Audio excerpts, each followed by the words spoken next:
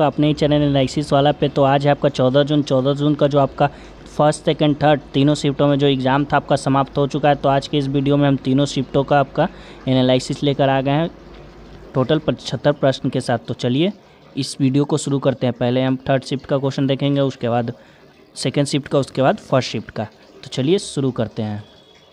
Phase 1 का PDF अगर आप ख़रीदना चाहते हैं, जो कि एग्ज़ाम आपका फेज़ 1 का 2 मई से 19 मई तक हुआ था, उसका आप अगर PDF 1000 प्लस प्रश्नों के साथ ख़रीदना चाहते हैं तो डिस्क्रिप्शन में आपका जो कि लिंक होगा उस पर क्लिक करके आप हमें व्हाट्सएप पर मैसेज कर सकते हैं। तो चलिए शुरू करते हैं आज का हमारा ये वीडियो। 14 जून थर्ड शिफ्ट का आपका जो पहला प्रश्न था कि किस भारतीय राज्य केंद्र शासित प्रदेश ने रूरल बैकवर्ड पेगरी स्कीम शुरू की है? तो आपका मेघालय इसका राइट आंसर हो जाएगा। मेघालय के मुख्यमंत्री कॉनराड संगवा ने किसानों के लिए महत्वाकांक्षी प्रमुख कार्यक्रम रूरल बैकवर्ड पेगरी स्कीम का शुभारंभ किया। ये योजना राष्ट्रीय पशुधन मिशन के तहत जो कि शुरू की गई थी। चलिए अगला प्रश्न देख लेते हैं। अगला है आपका सर्वप्रथम लोकसभा का गठन कब किया गया था? तो 13 अप्रैल 1952 में आपका जो कि इसका राइट आंसर हो जाएगा। भारत के पहले आम चुनाव के बाद 13 अप्रैल 1952 को पहली लोकसभा का जो कि गठन किया गया था।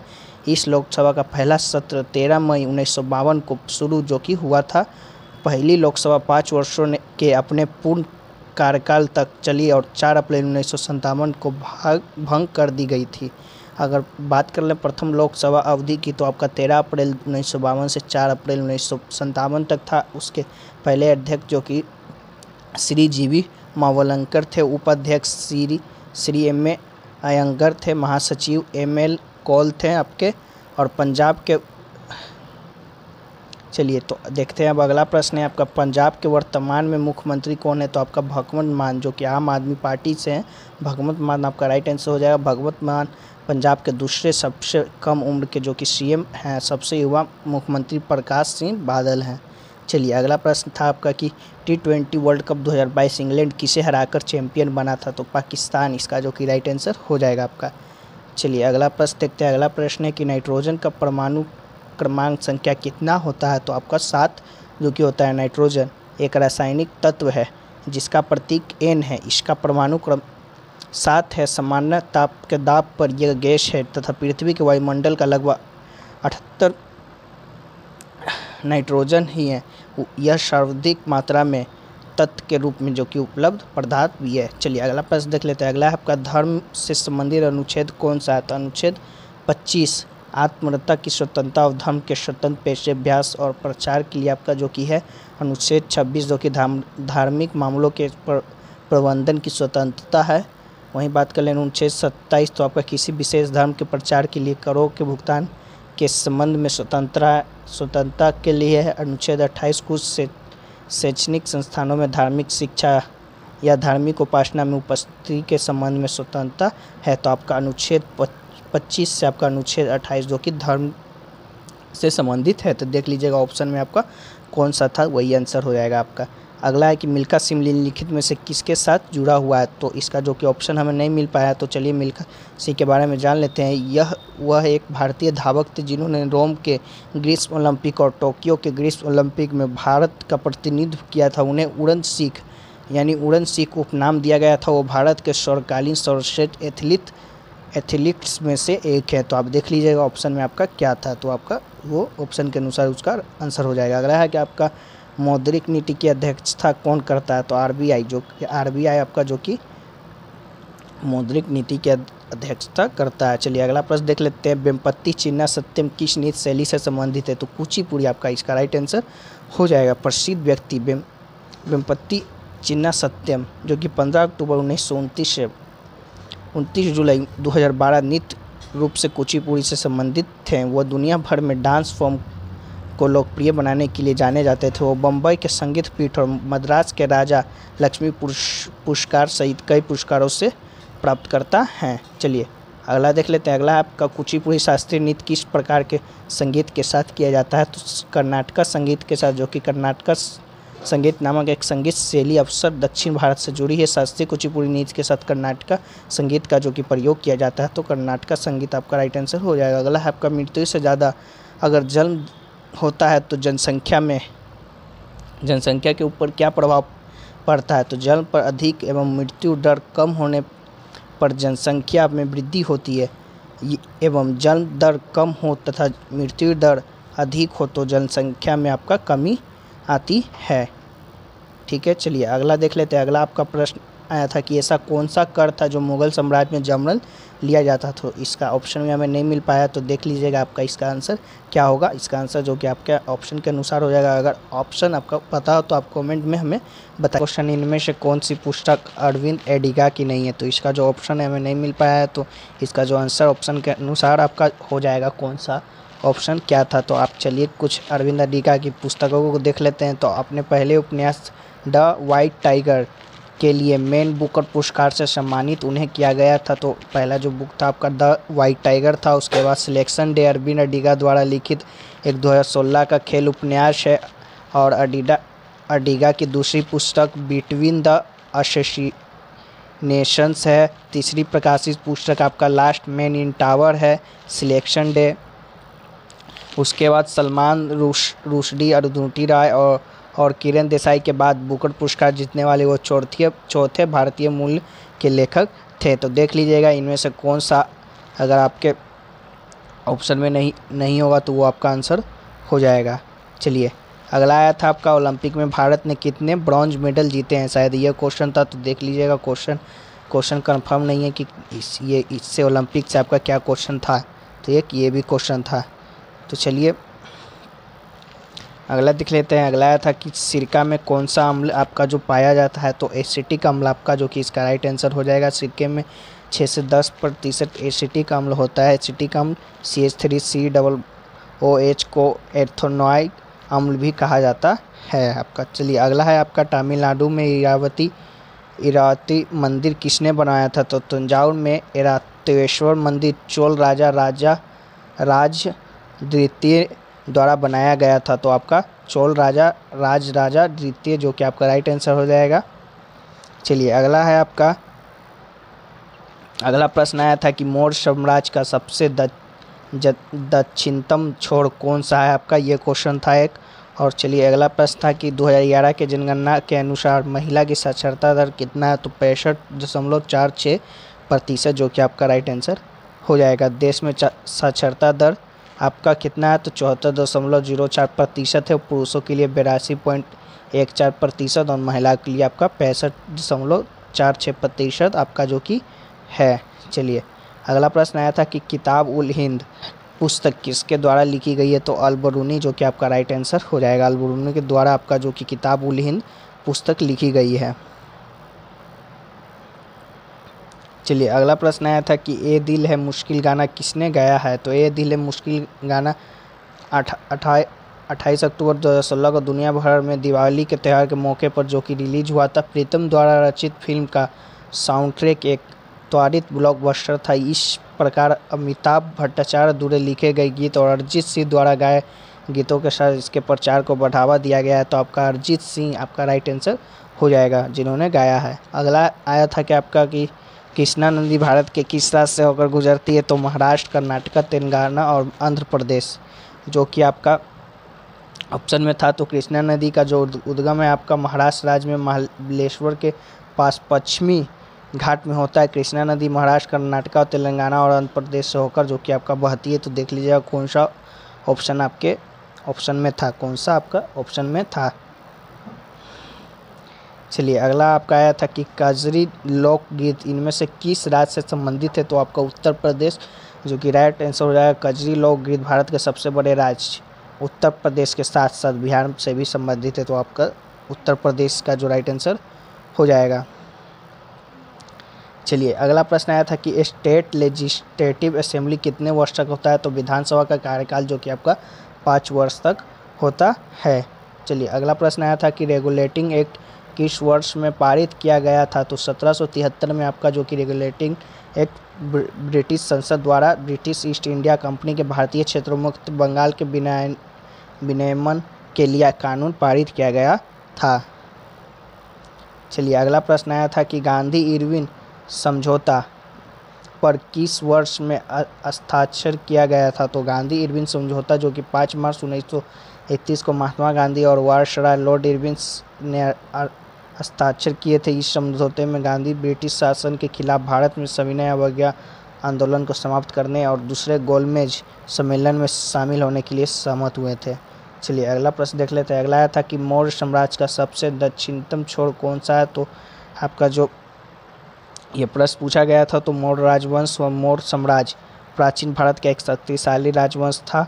मौर्य राजवंश ने 137 वर्ष भारत में जो कि राज किया था। इसकी स्थापना का श्रेय चंद्रगुप्त मौर्य और उसके मंत्री चाणक्य को दिया जाता है। यह साम्राज्य पूर्व में मगध राज्य में गंगा नदी मैदानों से शुरू होता है जो कि आज बिहार और बंगाल में है। इसकी राजधानी पाटलिपुत्र आज के पटना शहर के पास ही थी। चलिए अगला प्रश्न आपका आया था कि क्रिकेट में जब बॉल उड़कर बाउंड्री के पार जाती है तो उसे क्या आपका कहा जाता है। तो बाउंड्री की ओर उससे आगे हिट की गई गेंद के 4 अंक होते हैं। यदि वह ज़मीन को छूती है और फिर सीमा तक पहुंचती है तो 6 अंक। वह हवा के माध्यम से सीमा तक पहुंचती है तो आपका फ्लाई जो कि आपका छक्का कहा जाता है। तो 6 अंक जो कि 6 रन मिलता है। चलिए एशिया कप 2022 का विजेता कौन सा टीम थी। तो आपका जो भारत इसका राइट आंसर हो जाएगा। वहीं बात कर ले रनर अप की तो आपका श्रीलंका रहा था। प्लेयर ऑफ द सीरीज आपको भारत दीप्ति शर्मा यानी भारतीय खिलाड़ी थी जो कि जिन्हें मिला था। और सबसे ज़्यादा रन जो कि भारत जिम्बाब्वे रोडीज जो कि 217 रन आपका बनाए थे। सबसे ज़्यादा विकेट भारत दीप्ति शर्मा 13, इकोनॉमी रानावीरा इनोकोवा रानवीरा जो कि 13 विकेट लिए थे। वहीं बात करें मेज़बान तो मेज़बान आपका बांग्लादेश रहा था। वहीं बात कर ले आपका पुरुष का तो पुरुष का आपका श्रीलंका जो कि श्रीलंका ने पाकिस्तान को हराकर एशिया कप का खिताब जो कि आपका जीता था। तो पुरुष की बात कर ले तो आपका श्रीलंका विनर रहा था। वहीं बात कर ले आपका महिला के तो भारत रहा था एशिया कप का विजेता। चलिए अगला प्रश्न देख लेते हैं। अगला प्रश्न है आपका कि 2011 की जनगणना के अनुसार सबसे कम लिंग अनुपात किस राज्य का है। तो सबसे कम की बात कर ले तो आपका हरियाणा का है। वहीं बात कर ले सबसे ज़्यादा का किसका लिंग अनुपात है तो आपका केरल का है। तो प्रति 100 पुरुषों की महिलाओं की संख्या की बात कर ले तो आपका जो कि लिंग अनुपात नापा जाता है यही और बात कर ले तो यह 2011 की जनगणना के सामने आया था कि भारतीय जनसंख्या अनुपात 2011 में प्रति 100 पुरुषों पर 943 महिलाएं हैं। हरियाणा में भारत का लिंग अनुपात सबसे कम है और यह आंकड़ा 100 पुरुषों पर 1877 महिलाओं की संख्या दर्शाता है। वहीं बात कर ले केरल की तो केरल का जो कि लिंग अनुपात ज़्यादा है। तो केरल में भारत का उच्चतम लिंग अनुपात है। यह आंकड़ा 1084 महिलाओं की संख्या से 1000 पुरुषों को जो कि आपका दर्शाता है। चलिए अगला प्रश्न देख लेते हैं। अगला आया था कि राधा स्वामी सत्संग की स्थापना किसने की थी। तो शिव दयाल साहब ने आपका जो कि राधा स्वामी सत्संग भारत का गुआ धार्मिक मठ है जिसे की स्थापना शिव दयाल साहब ने की थी। तो चलिए अगला देख लेते हैं। अगला प्रश्न था आपका कि शांति निकेतन की स्थापना किसने की थी। तो मशहूर कवि और विचारक रविन्द्रनाथ टैगोर ने शांति निकेतन की नींव रखी थी। उन्हें द बर्थ ऑफ बंगाल भी जो कि आपका कहा जाता है। तो मशहूर कवि आपका रविन्द्रनाथ टैगोर जो कि आपका राइट आंसर हो जाएगा। उन्होंने 2 देशों के जो कि आपका गान भी किए हैं, जनगण मन। वहीं बात कर ले भारत गान और अमर सोनाल बांग्ला या माई गोल्डन बंगाल बांग्लादेश गान को लिखा है। वहीं बात कर ले 22 दिसंबर 1901 को रविन्द्रनाथ टैगोर ने 5 छात्रों उनके सबसे बड़े बेटे सहित और समान संख्या में शिक्षकों के साथ शांति निकेतन में अपना स्कूल स्थापित किया था। चलिए अगला देख लेते हैं। अगला है कि चंद्रमा को पृथ्वी का एक चक्कर पूरा करने में कितने दिन लगते हैं। तो आपका 27 दिन 6 घंटे जो कि आपका लगता है। वहीं बात कर ले चंद्रमा आकाश में सबसे बड़ा और सबसे चमकीला पिंड है। यह पृथ्वी का एकमात्र प्राकृतिक उपग्रह भी है। यह सौरमंडल का 5वां सबसे बड़ा जो कि प्राकृतिक उपग्रह है। चंद्रमा को पृथ्वी की एक परिक्रमा पूरी करने के लिए 27 दिन 8 घंटे का समय जो कि आपका लगता है।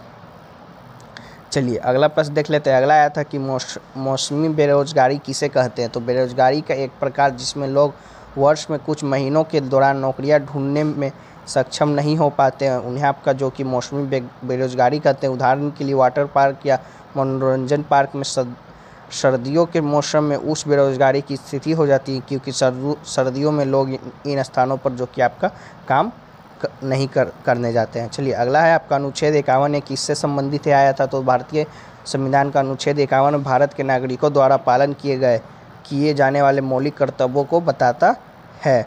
चलिए अगला प्रश्न है आपका कि दीपावली का त्यौहार राम जी ने रावण को मारा इसलिए मनाया जाता है, तो राम जी का वनवास का कार्यकाल कितना वर्ष का था? तो आपका 14 सालों का जो कि आपका रहा था।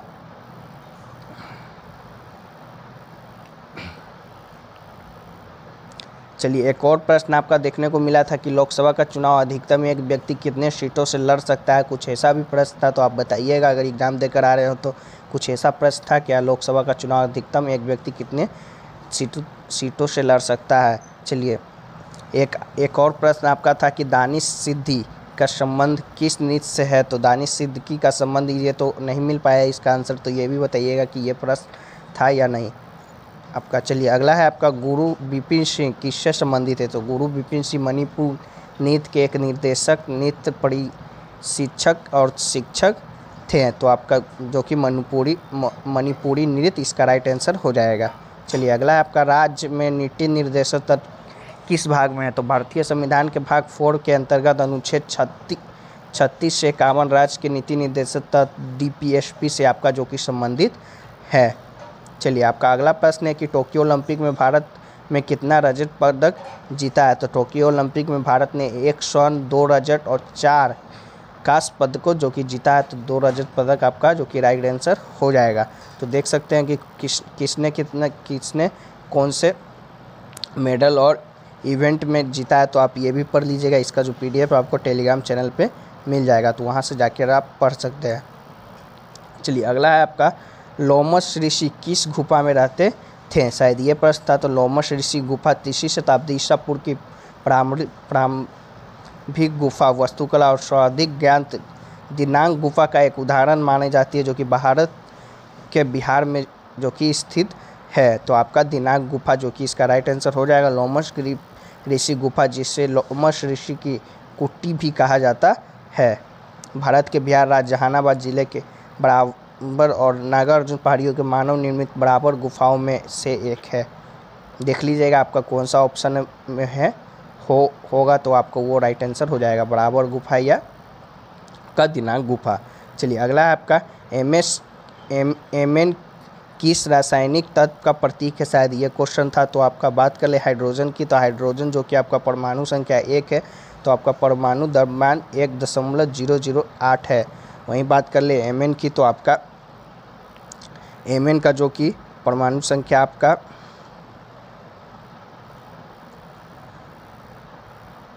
25 है। वहीं आपका परमाणु उसका द्रव्यमान बात कर ले तो 54.94 है। तो मैग्नीज आपका जो कि हो जाएगा। चलिए अगला है आपका विश्व भारती के संस्थापक किसने की थी? तो आपका विश्व भारती सोसाइटी की स्थापना रविन्द्रनाथ टैगोर ने किया था। तो आपका रविन्द्रनाथ टैगोर इसका राइट आंसर हो जाएगा। चलिए अगला प्रश्न आपका आया था कि चूना पत्थर कौन से चट्टान का उदाहरण है? तो चूना पत्थर लाइमस्टोन एक औषधि चट्टान है जो कि मुख्य रूप से कैल्शियम कार्बोनेट CaCO3 के विभिन्न क्रिस्टलीय रूपों में जैसे खनिज कैल्साइट और या एरोगोनाइट से मिलकर बनी होती है। तो औषधि चट्टान इसका जो कि आपका राइट आंसर हो जाएगा। अगला आया था कि इंदौर घराना के संस्थापक कौन है?